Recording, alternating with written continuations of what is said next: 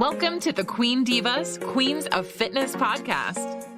Join your hosts, three-time WBFF world champions and WBFF royalty, Alicia Gowans and Stephanie Ayala McHugh, as we explore all things female health, training, competing, mindset, and living the fitness life every day.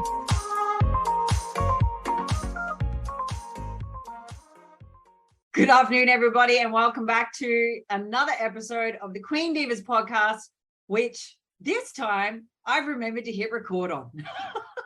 Okay, guys, I'm just going to leave it at, like, we already recorded this episode, but we have to go ahead and re-record because Alicia's prep brain already kicked in. And, you know, maybe just the fact that she's got the baby in the mix and prep going on.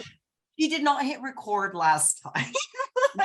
So here we are. We're going to redo and recap how Alicia's prep to Atlantic City is starting and how it's going. So Ali, I actually did a story on this morning to say that, look, it's probably not entirely a horrendous thing that I forgot to hit record, because it means we've actually had a few weeks under my belt. So we can actually sort of discuss that.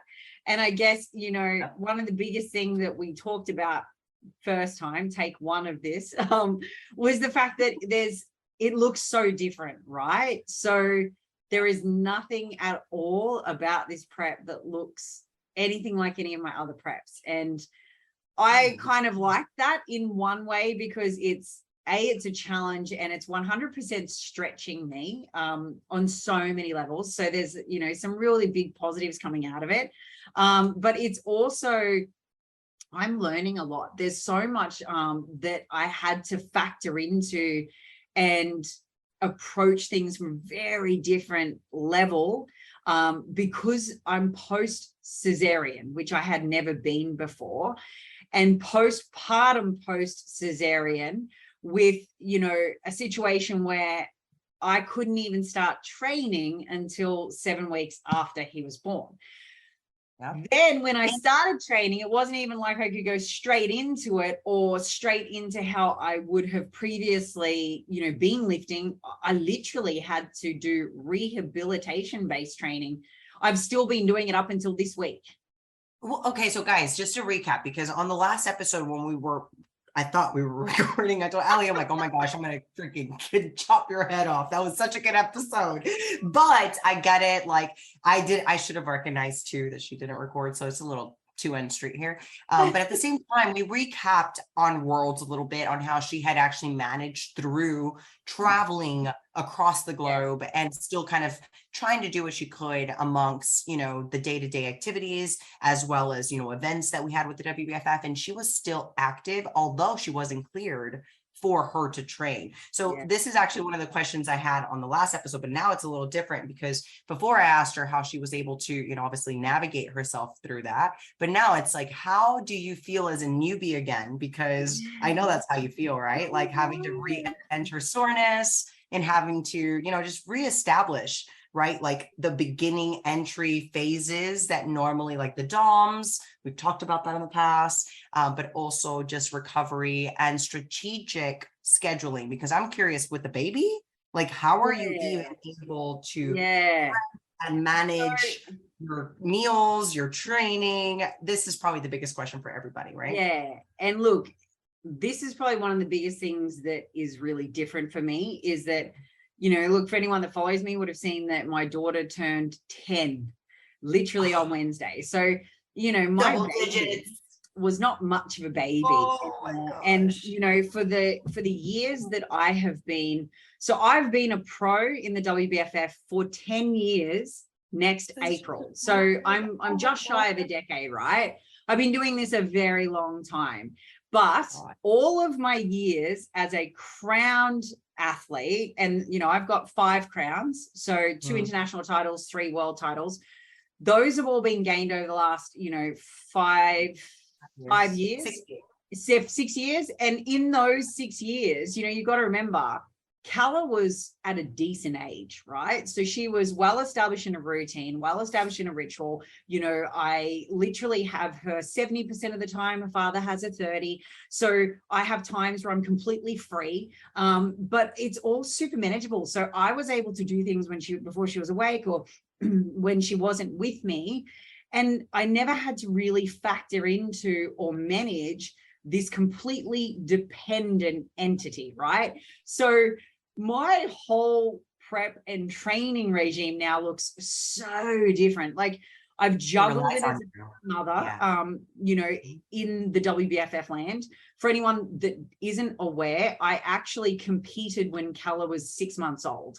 So I did do these months before, and I did prep throughout my pregnancy with her, and then after, to get on stage in another federation, which I won. Before WBFF. Before doing WBFF, yeah, gotcha. Correct. So I knew I could do this, right?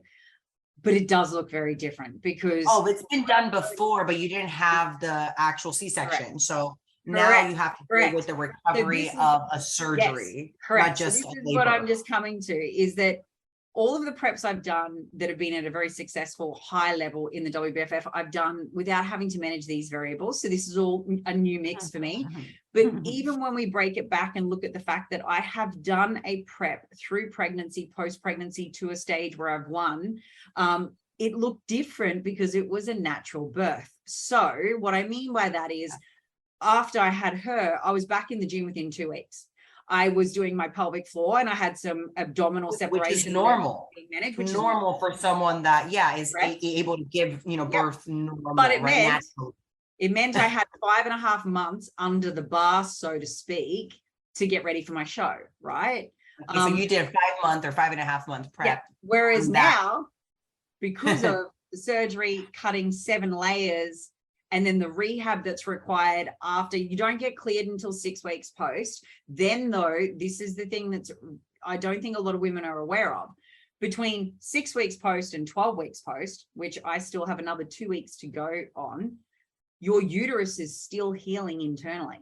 So even though my stitches are out, I'm cleared from a muscular point of view in that lower abdominal region where they cut through, the actual uterus deep inside still has stitches and healing going on. So you run the risk of, if you load too quickly, too fast, and inappropriately, you will bust potentially something internally in your uterus. Now, 2 things happen when that happens. You either have like mass hemorrhaging, and there can be the need for another surgery, which would set me back another whole 12 weeks of healing, because essentially it's like another cesarean, or you might lose your entire uterus. They might go in and rip the whole thing out. Hysterectomy.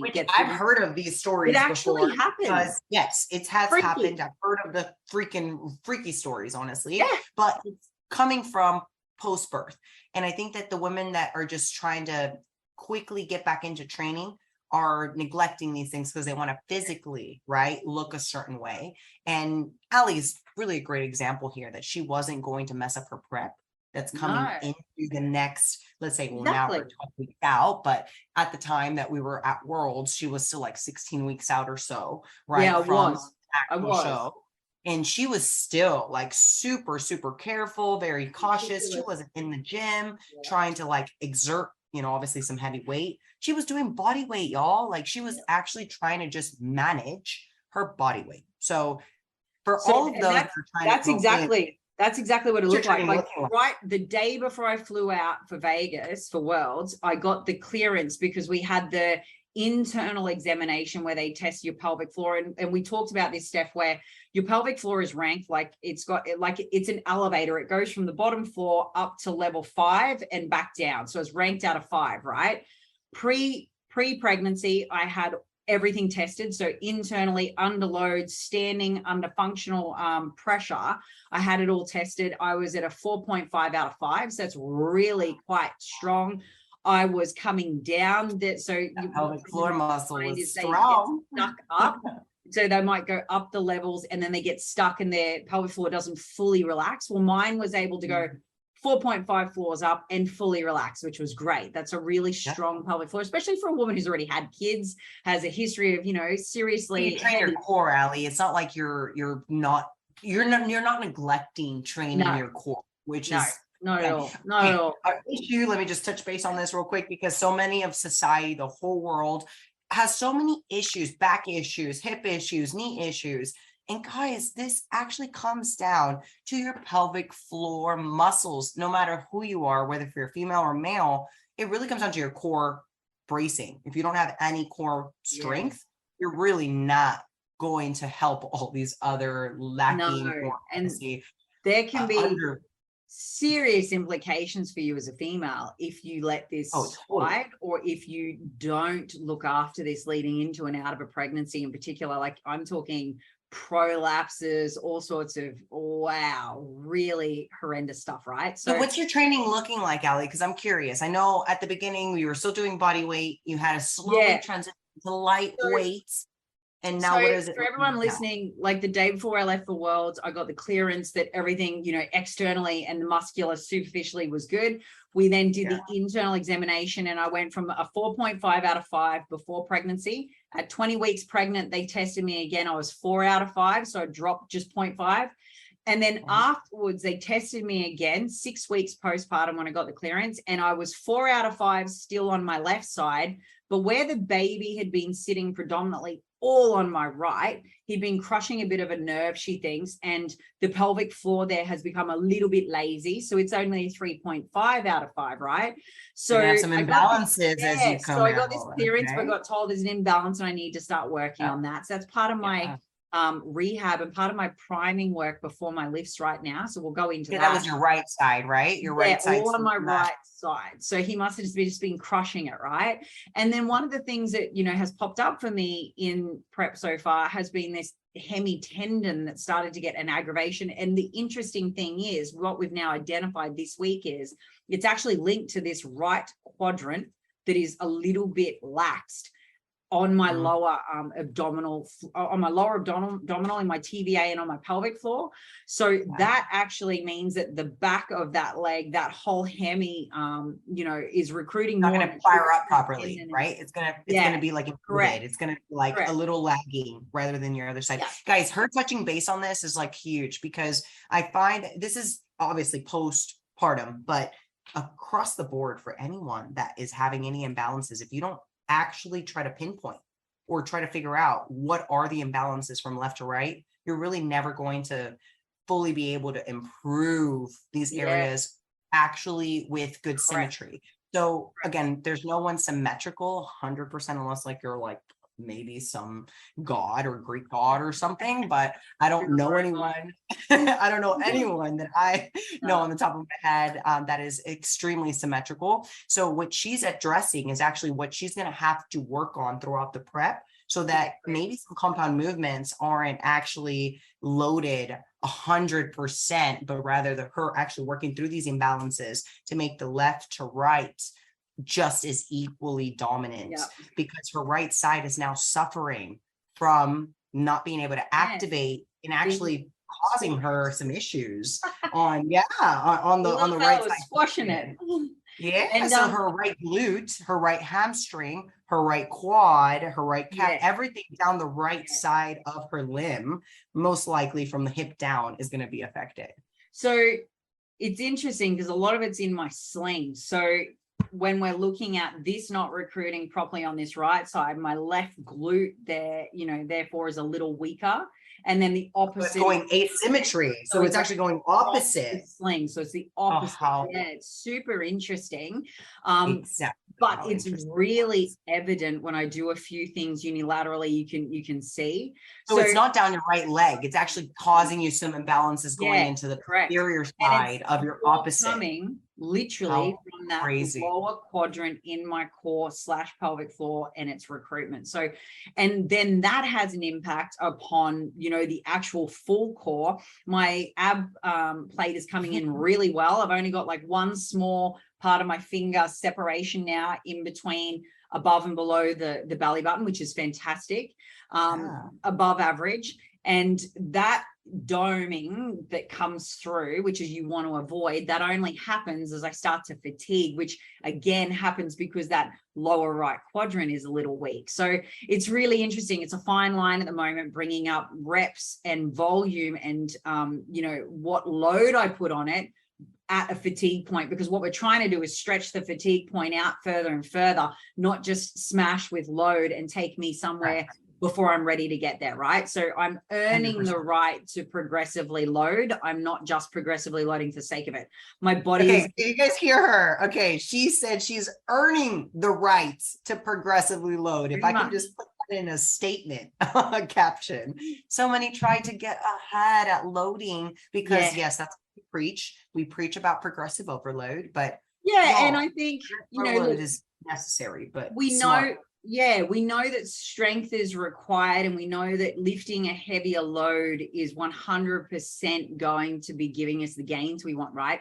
But that does not mean, though, and I talked about this previously, that you cannot create muscular development and you can't build lean tissue through volume and frequency, because it's tension after all that you're going for, right? So working in a hypertrophy point like I am at the moment, what we've seen in the last 3 weeks is I've actually gained mass. Like, it's been pretty cool. And we're going to touch on this because I was like, my curiosity is going on to body compositional changes. This leads into mindset, because for a lot of people, this would screw them up because the scales don't move that much, right? But the body looks better. 100%. And this is where we didn't drop calories, stupid, you know, amounts at all. I stayed relatively close to maintenance for the first 2 weeks because, you know, A, breastfeeding, B, healing still. So you need, you know, optimal EA for healing processes to occur, but then also recomp. We wanted to try to recomp me as much as possible to bring up any lagging points and regroup some of the lost mass, right?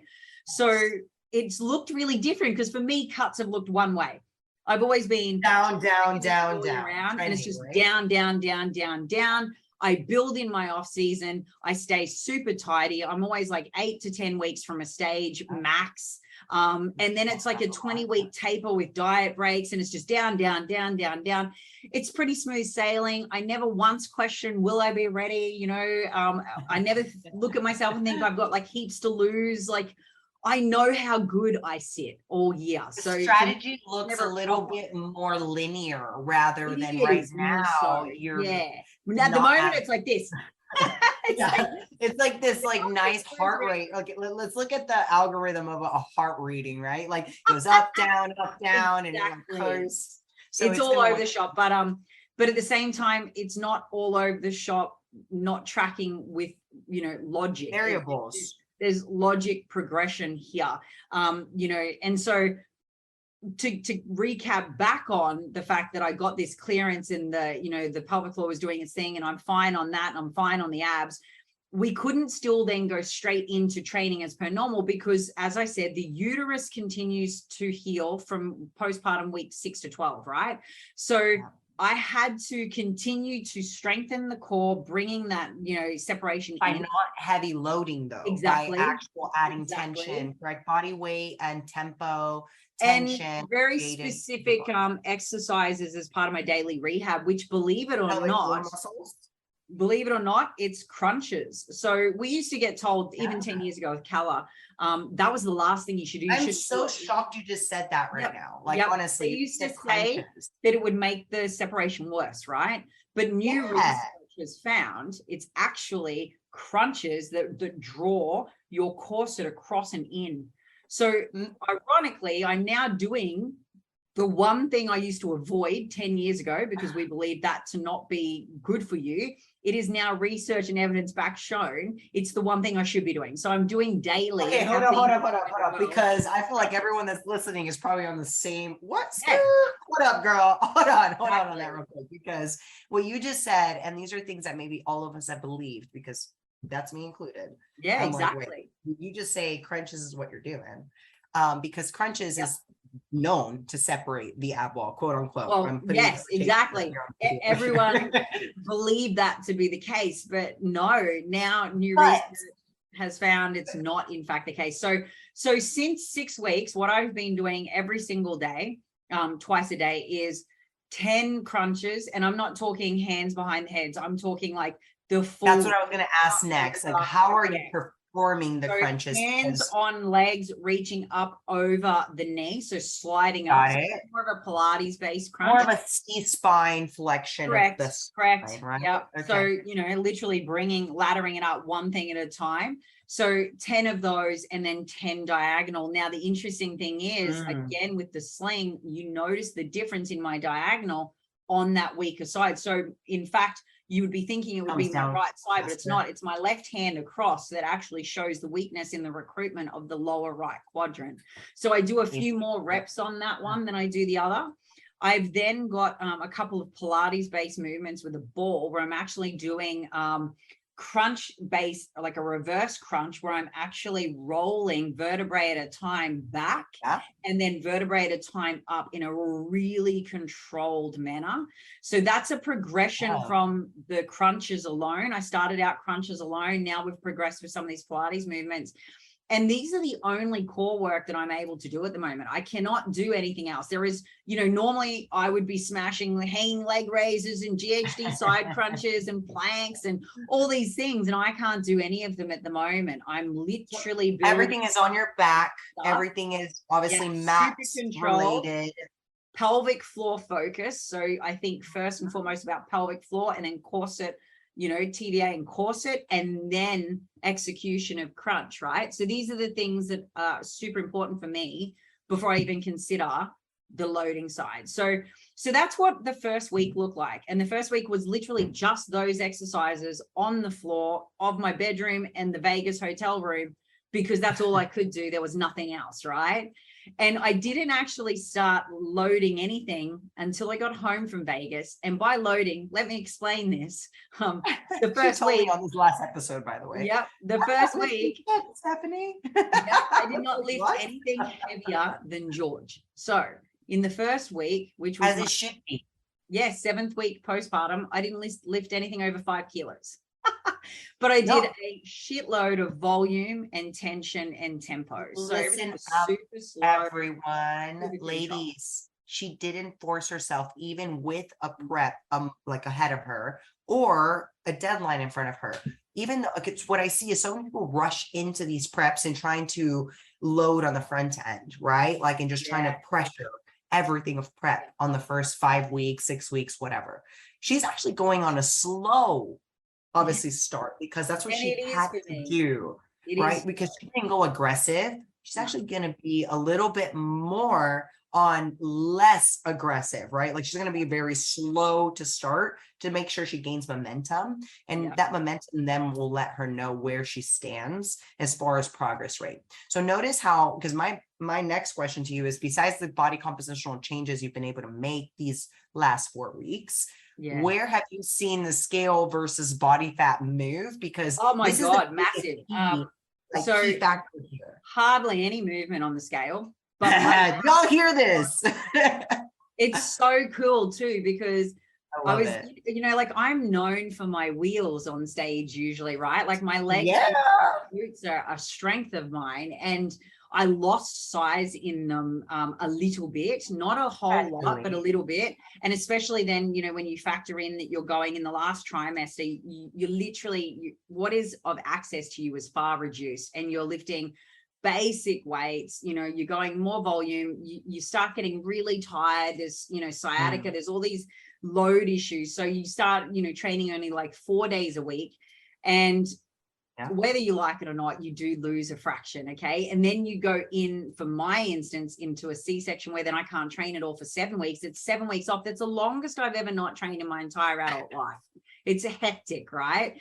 And I would have thought that more of a mind, I guess. And I would have thought that I was going to have some really big mental hang-ups about it and some concerns, you know, be freaking out because, you know, knowing the deadline just pretty good at Worlds stage was coming, but I actually didn't. I was really shocked. I just I really went with the flow of the fact that this deload, like the last 3 years in a surplus of eating, for me is really good for me. It's really good for my body. It's really good for the start of prep, and my body's going to really respond so fast when I get into it. And it really has. Now, if I was a girl that was just hung up on scales, I'd be freaking out right now, right? And I have, Yes, I have posted this yesterday. I actually shared my 2-week change, 16 weeks to 14 weeks out, right? And in that change, you know, I talk about the fact that I'd only dropped, not even a kilo, but I've dropped 15 millimeters in my calipers in that time. Your average loss, you're sort of looking about 3 mils in a week. So that says everything. But wait, do you see the hip drop though? Do you guys like, okay, let's refer to these photos because you're actually talking about measurements dropping in the waistline, your hips coming up, your glutes look bigger, your waist looks smaller, your lats smaller, your shoulders look bigger. Notice the things that I just mentioned. These are all ratios because she said she dropped in millimeters, okay, in the caliper. And I'm like, wait, hold up. Like that's well, actually inches. So that means that she's dropped quite a bit of inches too off of these ratio areas we're talking about, which are going to be your hourglass shape that we're referring to, the waist, glutes, and then shoulder to lat, chest. And wow, Ali, like this is what it was how long good. It was good. So for everyone listening to this is a 2-week progress. Yeah. So, like it's not crazy hectic. When you look at it, the visual isn't like crazy hectic changes. But let me say this though, for everyone listening, for the first week of that training, you got to remember this is only 2 weeks of change. But in the first week of that training, I lifted 5 kilos. That's it. Okay. 5 kilos, 10 pounds here for my Americans, okay? Like for my Americans who are listening, that's 10 pounds. Like I know 5 kilos, maybe what is that? But it is very light. That is what some of the lowest dumbbells that you can possibly get besides the 5-pound ones, which are 2.5 kilos over there. So that's the beginner standpoint that we always feel like wimps. And Ali has bossed it out. And I'm just going to refer back to a couple things that maybe some people don't know about Ali, but she's one of the hardest workers in the room. And I've seen her prep after prep. And honestly, year after year, just get better at her preps. But one thing I do relate with her, even though I did not go through a pregnancy this year, she has to have a complete different prep this year because of her injury / surgery / obviously actual, having labor. Like she has had a lot of things in her background and she's been able to navigate, way up against, I guess, the stereotype and against what the normality is. And everyone would always like kind of say, oh, I can't do a prep because I have a broken back. Now she won her first title. She won a freaking world title after that. And then she went and then just went and showcased that she was able to become an actual top athlete, not just for 1 year, but 3 years in a row. And then COVID happened, she got pregnant. Back, right? So this is where, okay, I had a couple of moments and let me explain why. We had some challenges in this past fortnight, right? I wrote about it in my post. We had 2 trips to Canberra where all of our routine was thrown off and Bubby was meeting all of his family for the first time. And it was just a lot of stimulation and he didn't sleep. And so then I'm up all night.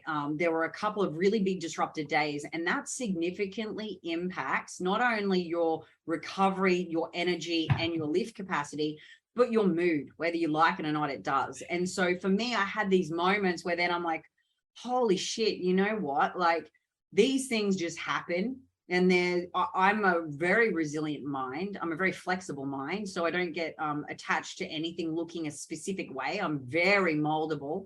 But it's still that situation where I go, man, have I even bitten off more than I can chew? And I thought that thought for like 2 seconds before I was like, hang on, get your shit together. You got Karen. this. Shut up, Karen. You can stop talking inside now because let's recap on this for a minute. You broke your fucking back, lady. And then you went on to go on stage 3 times with cortisone injections in your back the day before you flew and 2 days before you got on stage. You literally didn't pose 1 year until midnight the night before your show to reclaim your crown. We're good. We got this. Do you know what I mean? Karen, shut up because that's the only thing that's talking. You nailed it though. Like I had to have that conversation with myself because it was like, hang on a minute. Why would I even think for 1 second that this variable will be the variable that breaks me? It's not going to be. Faced actually way worse than this. The thing that is I think the reason that thought even popped into my head is because there's manners of unknown. So what I mean by that is I did the back. I managed the back. I had unknown variables for the very first time that I won a crown post that injury. And it was the Atlantic City show. So there's a big sentimental reason for me hitting the Atlantic City show as my comeback. Broken back. That was your recovery. Well, your comeback. It was my very first crowned win. And it came at the back end of some big adversity. You know, I had my back break literally a year prior.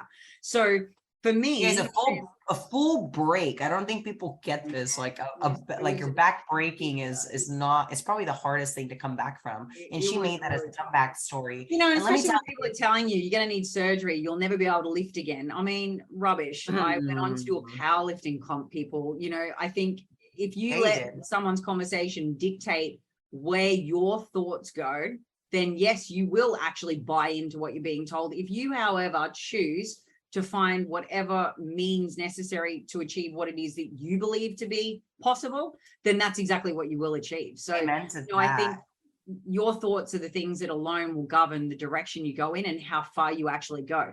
So I won't let my conversations get very far in my head. I'm human though. They're going to pop up from time to time. And I think it popped up because it's unknown, you know, like I've never done this with this C-section situation before, so there's an unknown. So every now and then, whether I like it or not, I'm a normal functioning human female, I'm gonna have fucking retarded thought processes, but thankfully they don't last long, and I call Karen out and I crush her real fast. So you know, I'm like everyone else, and I'm juggling sometimes, you know, some self-destructive moments, but they don't last long. And we all have them. Yeah. And I think your ability to stay quite aware of what you're actually capable of is super important. So, you know, like I had to remind myself of that I've faced worse. Awareness. You know, this will be something that these two will pass, right? And I guess the key to it is recognizing that even though this was my worst starting point, even though this is my largest, you know, body fat percentage starting point, I know my shit. I do the job. I don't have disordered eating patterns. I don't have a bad relationship with food. I have a very good relationship with self. I don't have a lot of the things that would otherwise prevent me from getting to this stage and or keeping a healthy perspective along the way. You know, I think I could literally lose sight of those things if I wasn't who I am and how I think a lot of the new competitors deal with what you just mentioned right there. Like they you don't know what is happening or what to expect. You're not going to believe in yourself as much. But the reason why you're able to hone in to the reality is because you've done it before, right? You've done it in the past. So everyone that has done a prep before, been on stage before, you're just kind of selling yourself short with these negative thoughts because you're making them a reality when you've already made reality before, right? You've made history, you've been on stage, you've done the prep. But if you haven't, you don't know what's to come. I think that's the unknown, and that's the fear, and that's where you think that you're not going to be ready. But we all get that. And just hear what we're saying here. You do at any point. Gosh, we're human. You're going to get the negative thoughts. You're going to get the doubt. You're going to get the fear. If we don't have doubt, fear, or probably any type of, I guess, overall judgment towards ourselves, I guess, because we're super critical. I think that's like the harsh reality of all of our journeys is that we're super, super critical and probably overly critical.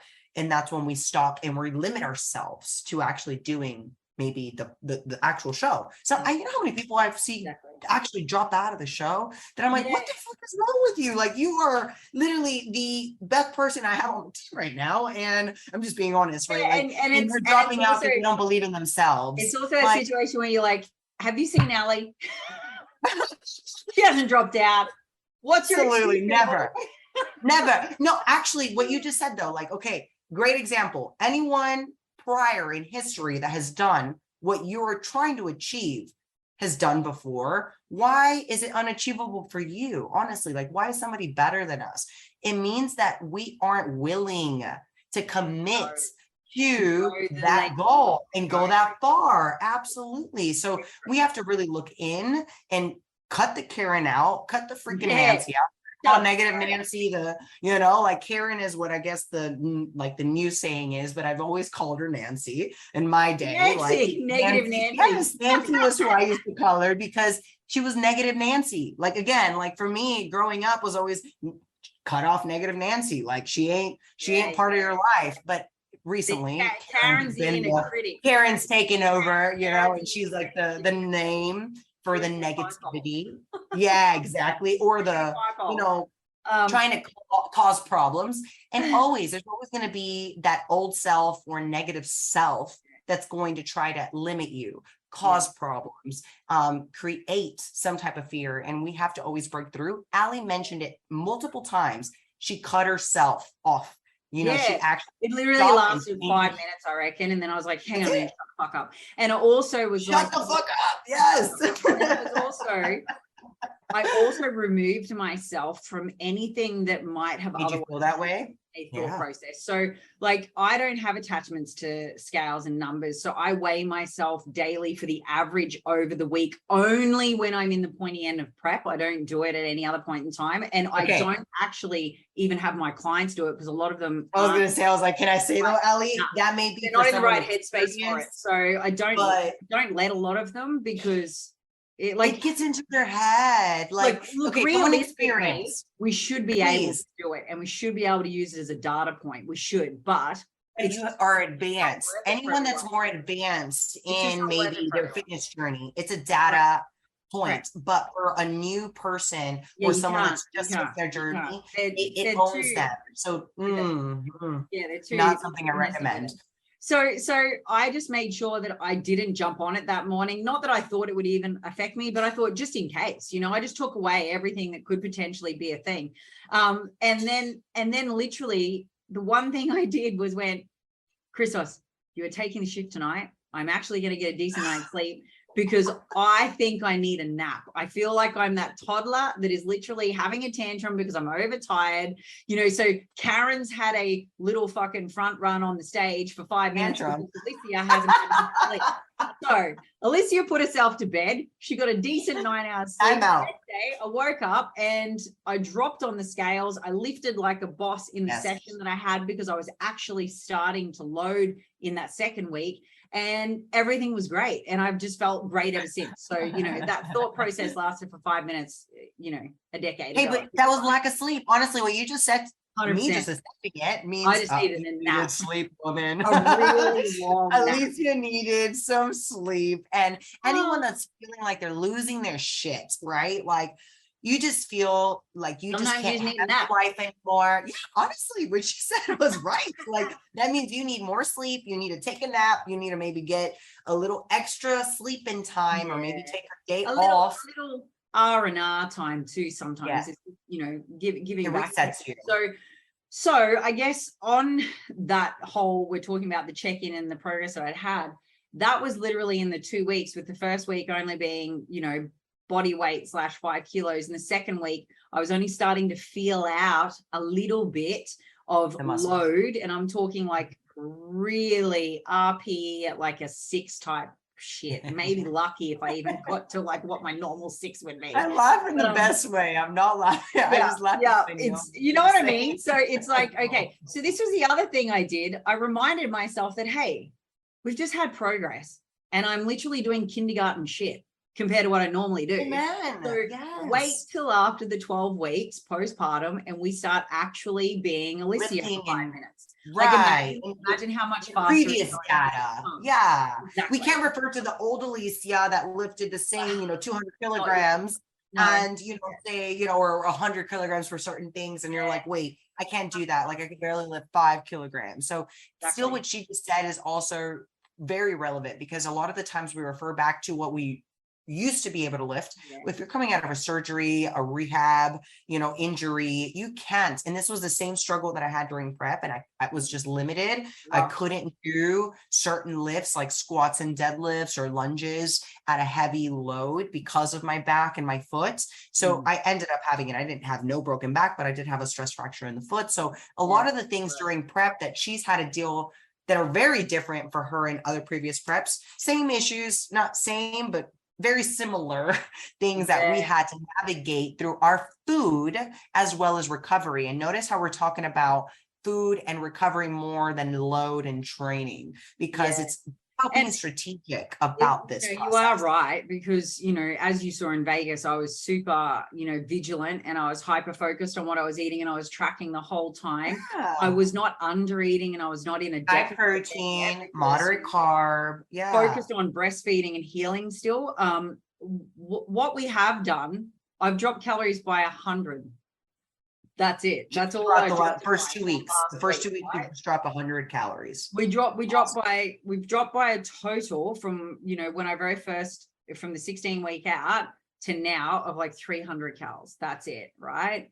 And that drop has been modest because we actually, like I said, wanted to try to capitalize upon an opportunity to recomp and create, more lean muscle mass, some lost mass, and also keeping the breastfeeding capacity high, right? So these factors were variables that had to come into the mix, and these again were very new things to me. So, I mentioned earlier that training looks so different. If anyone that follows me sees, we are literally, I'm nursing George in between sets in the gym at my house, and then Christos is burping him and hugging him or rocking him while I'm with him with his sets. So it's quite funny. It doesn't look amazing like it used to, but you know what? We're making do. So it's one of those scenarios where, it's, as you mentioned before, people say, oh, I can never do this, or I can't do that. And one of the things I always come back to is that time is actually never the issue. It's the prioritization of your time and yourself that is.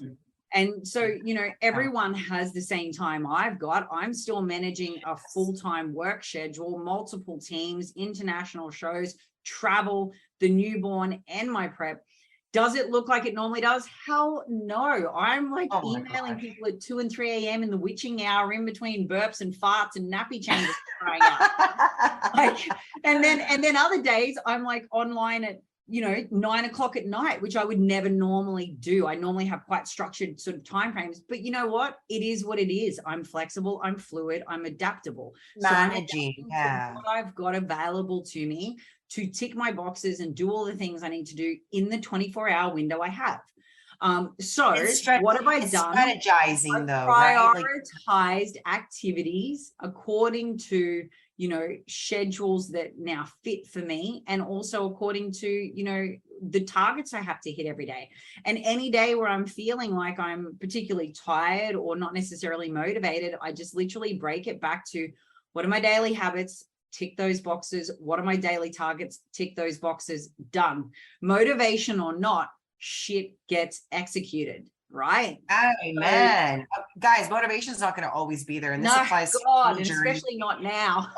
Oh no. Motivation is the most fleeting emotion. And notice how I say it's an emotion, because it is just like we get sad and mad and frustrated and depressed. It's just an emotion. So we can't depend and rely on it. So we have to really set up a habit and routine in place to actually be what sets us up, because when motivation fails, routine will always prevail, and that 100%. Will always give us some actual sense of like what to do, even if I don't want to do it. And what she said, one of the things that I would recommend anyone, this is, I think, for really irregular schedules, because let's say maybe you are nursing, a newborn, or maybe you just have really irregular schedules as a nurse, doctor, overnight shift.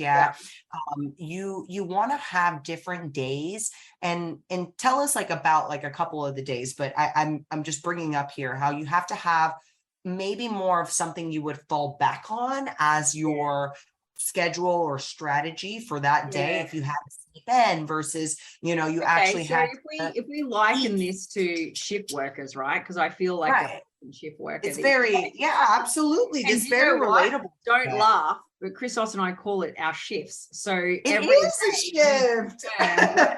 What shift we're going to take. Absolutely. And it goes like this. You're either in bed asleep at 6 p.m. One of us is, and the other one's awake. Or I'm never going to survive as a mother. Because you are either in bed asleep, right? Or the other one is tending to early nighttime schedule, and you then get up at 2 a.m., 3 a.m. and you run through the second half of the night, or vice versa, right? So depending upon what shift I've had, depends upon then what time of the day I start, either in the gym or at my desk working. So that's 2 module days, right? So 2 modules right different there. Looking days, yeah. But then you probably have one that's more of a reset and maybe a little more in between, and you don't have maybe so much of a structure, but you're gonna follow because you got to rest.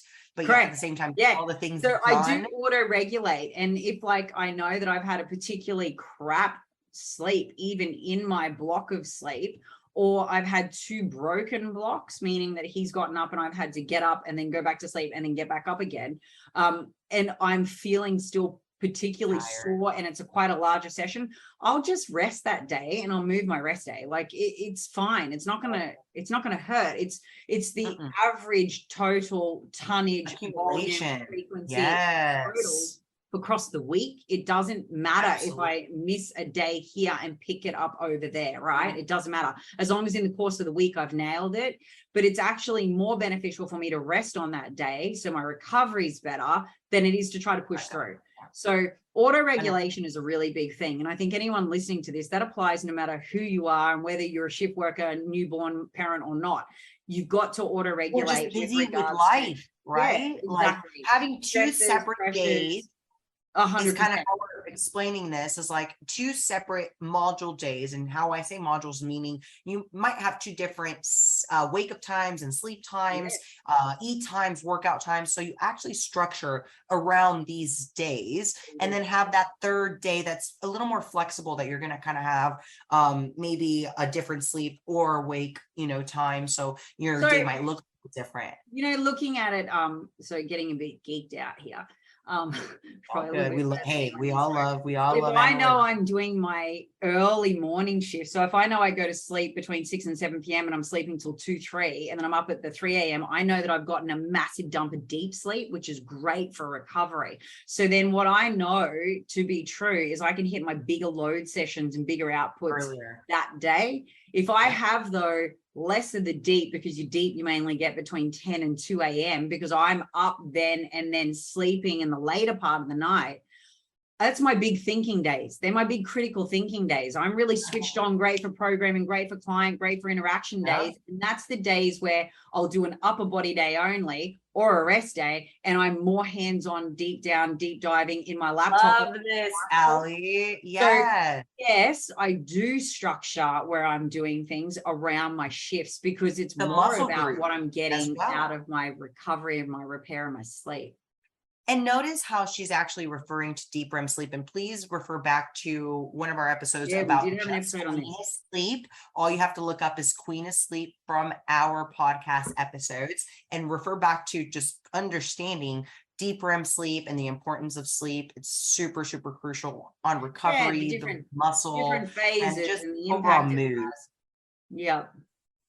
So so I do look at that. So again, this looks totally different than what would have been the norm, which was Christos and I asleep by 8:30, up at 5 a.m. we had a very structured sort of life before.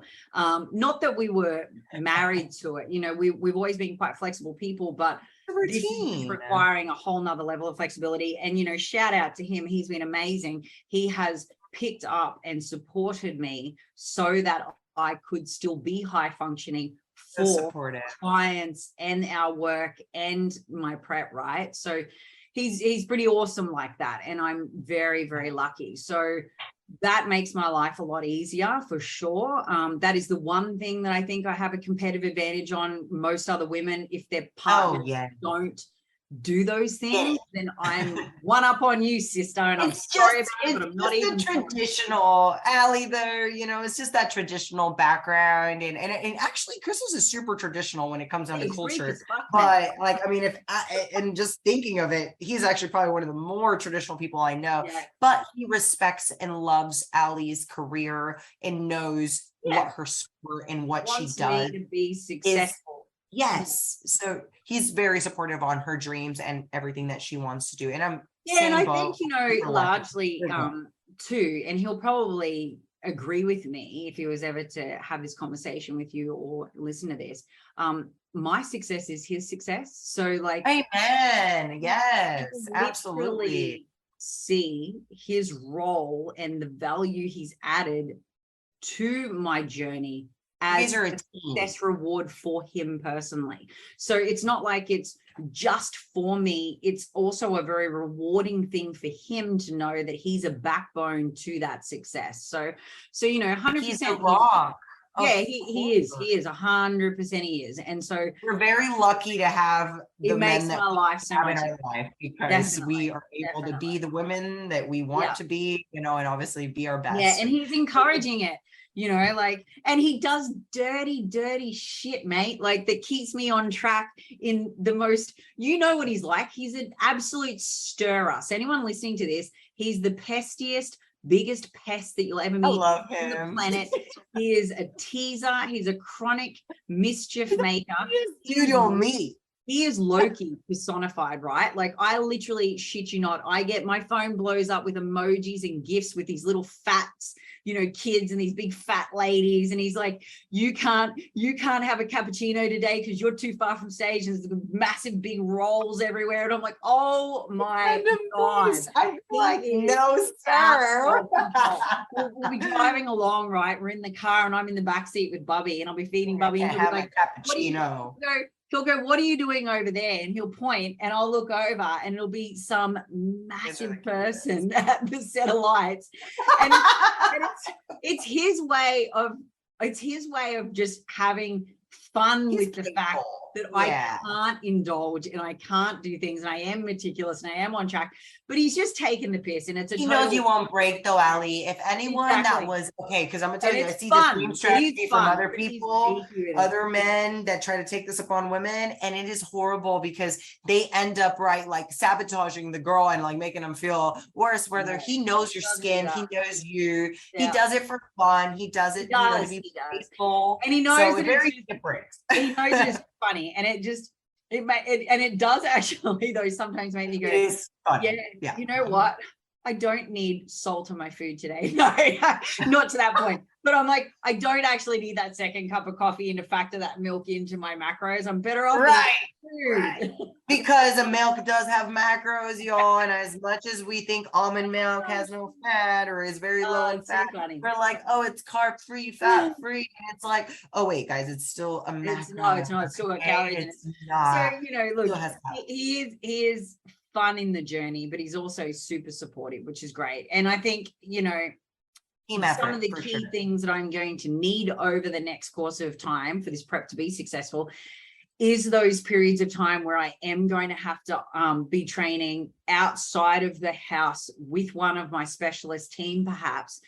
And that's where he will come on board and be super, supportive and look after Bub and let me duck out and do what I got to do, which is great. I also, am super focused on in the next 2 weeks as I get past this little uterus fully healed, roadblock that I've had.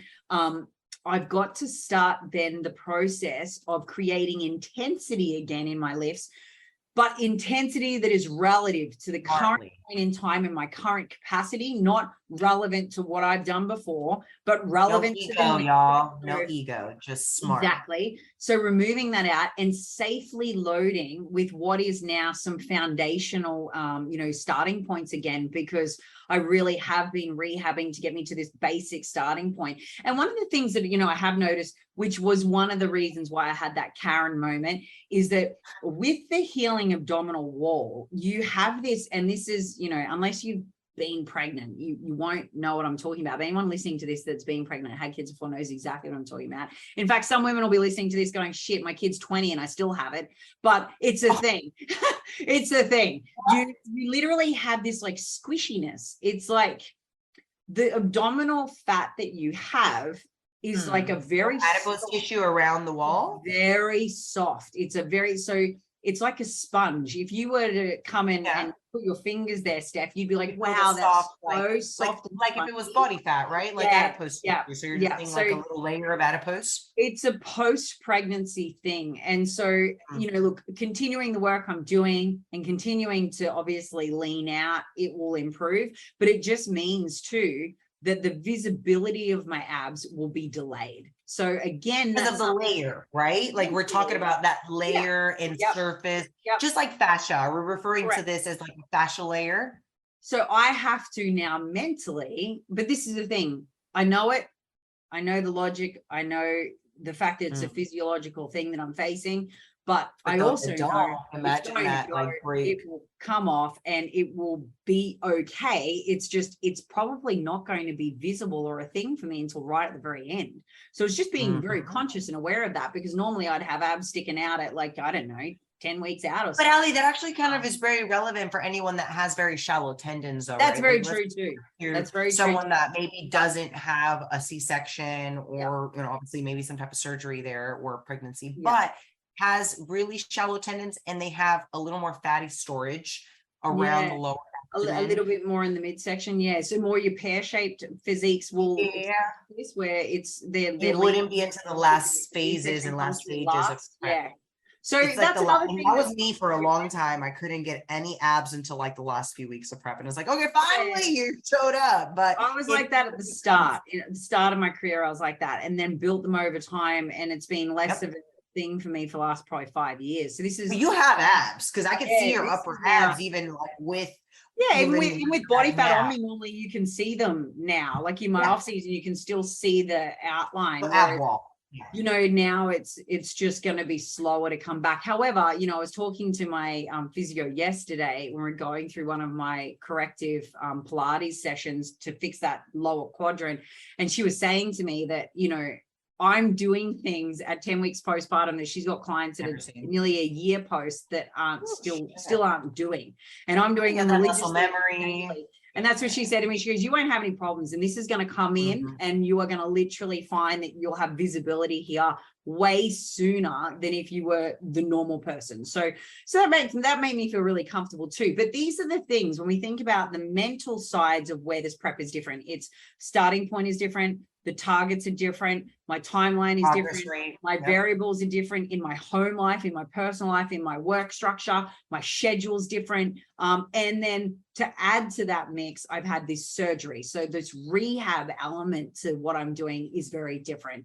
The mental side is going to be that I'm going to be at I'm going to be lean at different points in time to where I would normally be. And parts of the body that would be more visible already are not going to come in until the very final stages. So I'm already having those conversations with myself. Karen has been told to just stay inside of her room, and I'm sorted, like I'm good with it. So, you know, I think these are the things that if you were going through a prep process, you should by rights be having upfront proactive conversations with your coach around what may be happening at what points in time, what you can expect. I'm having them with myself because, you know, heck, I'm literally, you know, I'm head coach. So I'm having that conversation with myself and putting Karen on the fucking bench. But my point, you need to have that. You need to be forward thinking. You need to know what the reality of the prep is going to look like, what the challenges are going to look like, where the mental, you know, hurdles are going to be, and you need to be prepared for them. So I've sat down, taken score. I've got my accounts in order and my ledger is balanced as to what I'm going to have on either side as pros and cons. And I've literally worked a strategy for almost everything that's going to come at me. And for anything that does, Christos is there to. I was going to say, like, you've got support. And I mean, like, gosh, I have your back. You have so many people in your corner. And I know this is always going to come down to who has support in their corner. Because if you don't, you're going to feel like you really, not just you, just saying in general, anyone that does a prep, not just postpartum, but in general doesn't have support, you're really not going to have someone to back up on and like tell you you're freaking stupid right now. You're overthinking it. You're just really being critical. You're being a Karen right now, and you're in your head.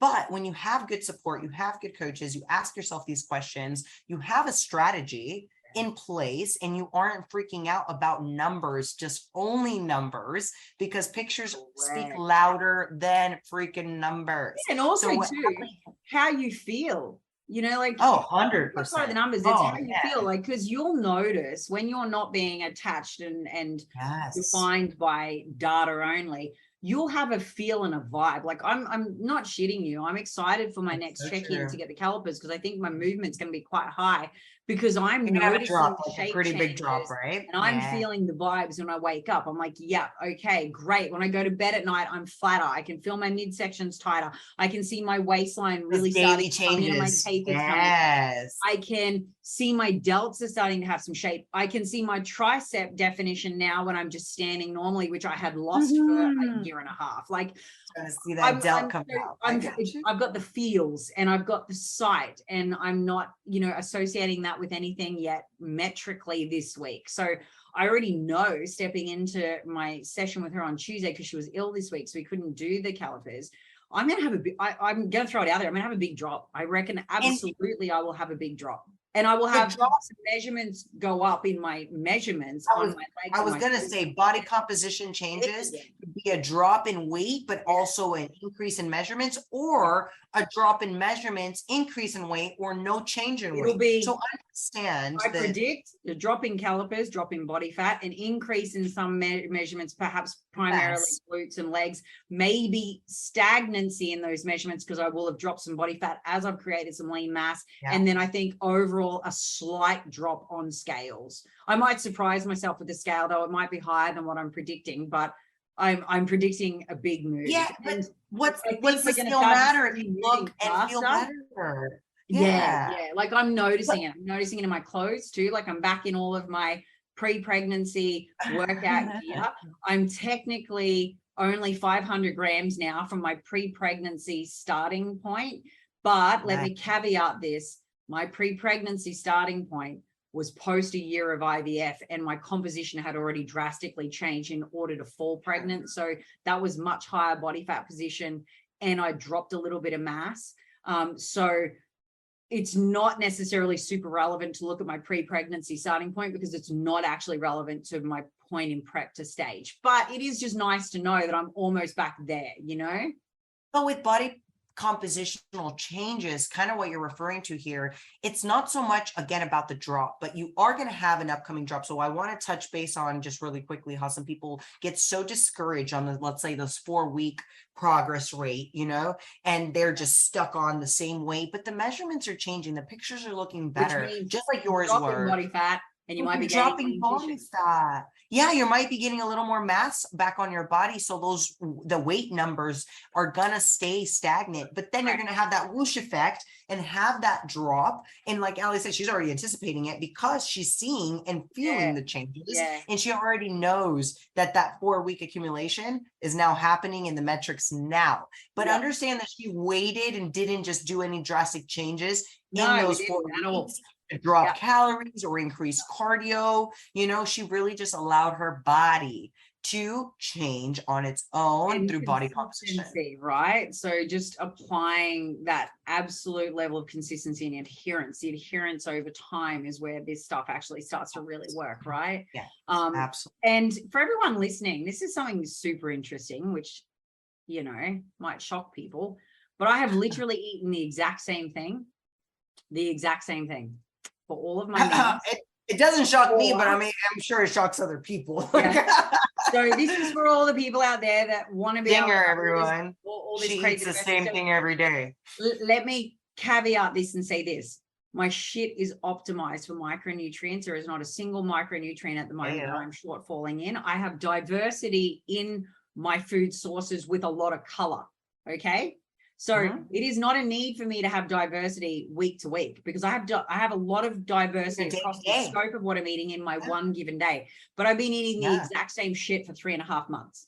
So that I get clients, I want a different meal plan every week. I'm like, why? what's the point of a different meal plan every week, having a meal prep every single different week? And look, everyone's different. What works and for you? Whatever's going to make you adherent. I'm going to say you've got to do what makes you adherent, right? So whatever that is. So you can adhere to the meals you like, which is what you've done. Like, you've selected the meals you like. I've got meals I love with diversity, with the colors of the rainbow, with fruit, with veg, with the servings I need of each, and grains, and my micronutrients optimized. So all that will happen from now through to stage is I'm going to change portions, and we might mix a few things up and out as we get super close, but that's it. You won't see me drastically changing what I'm eating or how I'm eating between now and then. But that means that you're also getting your body used to the variables, meaning the same consistent foods that it wants and responds to the best, that you feel the best on. So you're not just mixing up and just randomly changing all your day-to-days to not be consistent with how your body's. I'm not saying everyone has to do that, right? I'm not, but some people are pretty good at that, flexible. And don't get me wrong, y'all, I'm not saying flexible dieting is not good during prep, but I've actually said this before. Flexible dieting is going to actually stop you from getting leaner if you are trying to get to a condition that is required. Look, even the best flexible dieters that we know do not leave their flexibility. They can get conditioned. They can drop weight. Okay, understand this, y'all, though. You can drop weight. You can have weight loss, but fat loss is so much harder achieved through flexible dieting than it is through actually just changing so many other variables when you swap things. Exactly. That's really just the reason why. So your micronutrients to stick exact. And, look, I think the fact that I've had those big drops now that output is catching, my output is starting to increase, is showing that I'm not going to have anything that's an unknown either, right? So I'm super pumped. I think we're going to start to see more visible changes in my physique over the coming weeks. I think it'll be the last 6 weeks for me where it will be like, wow. I'm super excited to get. Ali, you're going to inspire so many people. You really are. So. I'm so pumped because you're not just so many others that have injuries and have. There's going to be, whether we like it or not, there's going to be some people that are going to hope I fail. Hey, haters make us freaking work harder, okay? So be honest, fuck the haters, okay? Let me put that out there because that is one of the things that are the motivators, I think, for you and I. Know 100%. Individually. I just know you. Underestimate me. You're going to freaking work your ass off more because you know there's eyes on you. And secondly, because there are haters. So I know you're going to really set a big landmark and, obviously staple for a lot of women that are acting like postpartum is just like such a okay, y'all, please don't take it wrong. Like, I know I've never had children. I know I'm, obviously not someone that's bared, a child, but I work with so many women that have and haven't. And the difference in psychological side of things are pretty much the limitations your mind makes. It's not so much the physical. I've had people that are broken completely with injuries, not even birth a child, and are able to do more than someone that did birth a child, right? So, and they didn't have any vice versa, right? So, or vice versa. So it just really means on the limitations your mind allows, or you allow your mind to give you, and really start strategizing on what's not just a realistic goal. Because if Ali would have just thought, is this a realistic goal? I don't think she would have done this. This is a goddamn grind. It is going to be, let me see if I can do this goal. And I know she will. Like, there's no doubt in my head that she's going to. Let's be honest about it. I posted about this. This is me. Let's be frank. This is like, did anyone really expect me to do things differently? Probably freaking not. Not if they know me. And to be honest, this also keeps me feeling I don't lose sight of my identity in the process of, having new complexities to my life and a new family unit, and we're getting married in February. So everything is changing for the better, but it's, I'm still me and I will not lose sight of that. And this was just something I wanted to do for myself. I wanted to make sure that I felt like you're also leading by the front, though, Ali. Incapable of performing at my best and personally developing through, what would otherwise be perceived to be challenges that, you know, might have kept me on the sidelines for another couple of years. I just refuse to accept that. So That's not you. yeah, it's not me. So, you know, is it easy? Hell no. It's No. Okay, y'all, what she's doing is probably the most vulnerable and probably one of the hardest shits you can do coming out to of share this labor. shit like this with And knowing being that super everyone's open. known me as one way. I admire her. So I mean, I admire very what she's doing. You know, like, and it is, and I appreciate all of the support and the positive messages and the positive direct messages I get, because I can't express how fucking vulnerable, Motivating, scary it is. But it motivates you, I'm sure, right? Like knowing how much you're worst physical condition of my life, right? Like, oh, come on. Okay. That's Allie's the- worst, what her starting point is what most women are like, I wish I could be there someday. And then you have Allie like starting her prep. And I get this, like and we have to say this, Allie, because we're super critical on ourselves. And I always say every time I start my prep, I'm like, oh my God, I let myself go. But I really did it. It was just like a strategy to be where I was at the end of the off season and then going into prep. And yours was a strategy to have a healthy pregnancy. Yeah, correct. I prioritize have the pregnancy, then have a healthy pregnancy, and then afterwards give labor, and then have to do it through C-section, have the surgery, and you're super, super healthy with your approach. And I hope women are learning and are listening to the protocols that she's taken, have all been very smart, slow, and all done nutritionally way more than physical at the start. Then she slowly started implementing some physical activity, and from there, right? Yeah, she slowly has now started to try to do a little bit more, but that's all through clearance, being smart. I'm super pumped to have everyone sort of see, and I'm super keen to even see what I can achieve physically, right? Like building up to a lifting capacity, because you got to respect that as obviously I progress with rehab and I'm capable, doesn't mean I'll always have it accessible to me, because I'm going to be in increasing levels of deficit. So therefore, you know, strength gains are significantly limited and reduced. So I'm sort of pumped to see where I get to. And, you know, I hope that actually does give people a lot more comfort and confidence in their own journey, that like, if I can do this post this, starting from the ground up and in a deficit, managing all the shit that I've got, you know, going on, then, you know, so can anyone else, you know, like I'm not doing this because I think I'm better than anyone. I'm doing it to show everyone that anyone can do this if they actually just, you know, apply themselves. Yo, we ain't superhuman. We just have a very big will and a big, strong mindset that's going to push us to do the things and that a lot of competitive and a lot of support.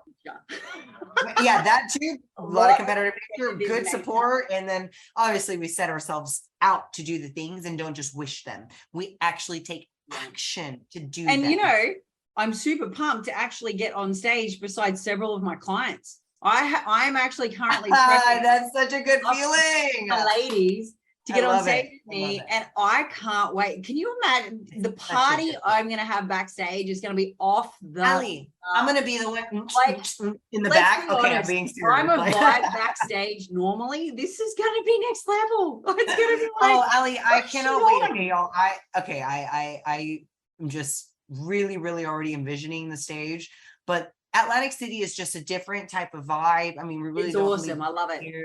Because I mean, there's really not to do in Atlantic City, honestly, but we stay in the actual casino, in the actual venue, and everyone gets to know each other. We all get to actually communicate and connect, and the stage is like so cozy. So I'm pumped to see you on stage, but also be able to be part of the show. The way you were able to be a part of the World Show, I am just pumped to go and support and watch, and, you know, just be there. Just, you know, overall as one of the, you know, helpers this time, right? I love it. I can't wait.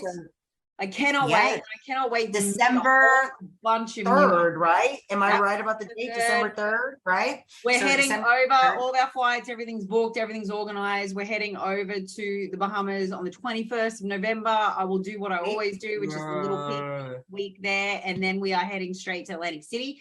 We've got a massive team coming. I cannot wait to share it with all of the guys and girls. It's just going to be so much fun.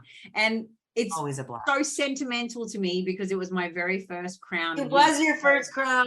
It was. So I want to come back and take out another one if I can. That's what I'm aiming for. Oh, you're gonna make some waves no matter what. Like you're gonna set up. I'm gonna go have so much fun.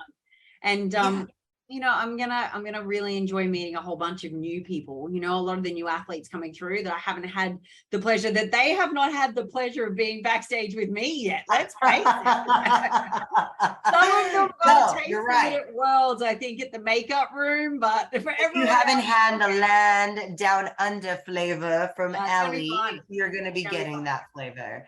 It's honestly one of the best shows of the year. USA Championships. Yes, I think so. Atlantic City is December 3rd. So any of you guys that are wanting to tune in, I'm sure I don't want to say it's 100% sure that it's going to be pay-per-viewed, but I have a hinge and a little hunch that it will be. Look, it might be because it's going to be a huge show. It's going to have like, just tune in wherever you're at in the world. It's going to have make some sure pretty you download and get on pay-per-view so you can watch Alicia make her comeback. Woohoo! Gotta make it hot, hey? Oh, girl, it's gonna be hot, hot, hot. Definitely. I gotta smoke that stage up, set it on fire. Yeah, okay, just quickly, and I'll leave it at that because if no one's watched Ali on stage, and no one has actually, because the pay-per-view wasn't really around at the time when we were winning, you know, the worlds and doing our stage time, and there really wasn't all the stage videography that's going on nowadays either. There's a lot more. So you're gonna be getting. Yeah, you're going to be getting your Gilco Productions video. You're also going to be getting streamed most likely through pay-per-view amongst to everyone across the globe. So if you haven't seen her, okay, y'all have to be mesmerized by Alicia's presence on stage because this woman is a complete different animal on the stage. She is the literal Victoria's Secret of the WBFF, the bombshell angel that when she steps on the stage, you're like, oh my God, what just happened? Like, she's a literal angel, which hence Allie's Angels. I get it. Like, I mean, you really represent your name so well. Exactly. Didn't like literally like she named her team so well after her presence. So no, guys, I'm excited for you guys to experience and witness Ellie on stage. It's a lot of pressure now, Steph. Jesus. Hey, you better bring it with the stage presence because I already know what you do, but I know you will. I'm gonna have so much fun. I cannot wait. I'm like already visualizing my routines. I'm not putting my heels on just yet. I like to save my back for as long as I can, but I'm visualizing my routine. And let me just say, this is gonna be fire. It's gonna be spicy, y'all. I already know her. So I'm excited. I'm thrilled. And if you guys haven't already followed Ellie, which I'm sure you guys already do, make sure you're actually staying in top of her stories to actually watch her day-to-day, you know, obviously journey. And I'll be here, Ellie, for anything. Obviously, you already know. I'm so for everyone that is biggest fan. For everyone that is tuning in, I'm going to do a video update every second check-in update I do is going to be video, so you can actually in movement. And then every first one will be the static side-by-side like I did. We've made the choice to do that so that you can see across both spectrums because I believe in full transparency, and I think a lot of women do a lot of. Are we going to document this on YouTube? I'm calling you out, but are we going to document this on YouTube or no? I don't do the filtered thing. So she's like, I'm not. It's all up and raw and real. And I will be sharing a lot of stuff in my story. And look, anyone that follows me knows that I'm about as real as you can get. Like if you're opposed to cussing, you probably don't want to watch my stories. Don't listen to our podcast. You guys are opposed to cussing.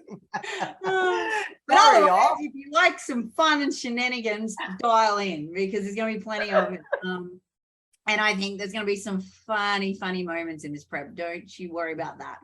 We all do. Leave it up to Christos. What you're going to be seeing is George's poos. He's been recording them and sending them through like the family group chats. I'm like, can you stop doing this? You're going to give our son a complex and he's freaking 9 weeks old. Like, what the hell? Can you imagine what he's George is the biggest traveler I've already met. Oh my God. Yeah, if you guys haven't seen George, he's traveled to more countries, I think, with him being so guess where George is going next month? Oh, I can't imagine. What, New Zealand now? He's going to Bali. I was about to say Bali next. I was like, I like, how did I guess? I'm like, if it's not New Zealand, it's gonna be Bali. It is Auntie Trish's birthday. So we're going with Auntie Trish and we're doing a little villa with a chef. I am so jealous. I'm Auntie Stephanie and Auntie Trish guys over now. Jesus Christ. So we're in Bali. Then we do the Gold Coast show. And then we do we've got another trip somewhere else. We've got a couple more trips to Canberra. We were doing New Zealand, but New Zealand sadly just got cancelled. So New Zealand is now off the run. But then we've got Atlantic City and then we've got Penang. So she forgot Bahamas, one of the best countries and ever. Bahamas. That's right. She forgot Bahamas going into before he's 6 months old. Can you imagine what his passport's going to look like? Far out. It's going to be more than what people's lifetimes passports are. So yeah, that gives you a little insight of George's life right now and Allie's prep. So I hope you guys have enjoyed being able to see a little insight of what Allie's been, doing, starting her prep and kind of how she's been able to start and get going with her momentum. She hasn't been stuck on just numbers. If anything, she's been stuck more on her look, her feel, and making sure that she is setting things up into place leading into her, show day. So y'all have safe earning the right to progressively load. Way to say it again. Earned it. Myself up for the next phase, which will be my second meso cycle in the entire prep to stage, which will actually see me starting to progress in my lifts with more normalcy, right? So there's some exciting things coming up. I know a few of you have asked for it, so I will share some of my rehab next week, the things I'm doing in the house on my Pilates reformer, the things I'm doing with my rehab people throughout the week. And then obviously follow me if you want to see more of my absolute raw, sometimes not so flattering, completely vulnerable check-ins. Hey, that's what we're here for, Allie. So keep freaking bringing them up, showing up and being the inspiration that you are. We love it. And I hope everyone's being inspired just as much as I am. So we love you. And everyone, thank you for listening. Honestly, thank you guys for your support and the reviews and just overall comments. But if you guys ever really want a topic, we and Allie are always open to topic requests. So definitely hit us up. Give us a request, drop a comment, send us a message. We'd love to hear from you. All right, guys. Next time, y'all. See ya. See ya. Thanks for tuning in to another episode of the Queen Divas, Queens of Fitness podcast. Make sure you follow us on Instagram at Queen Divas Pod, on Twitter at Queen Divas 4, and follow our hosts on Instagram, Alicia at Alicia Gowans _WBFF Pro, and Steph at Stephanie Ayala 7. See you all next week.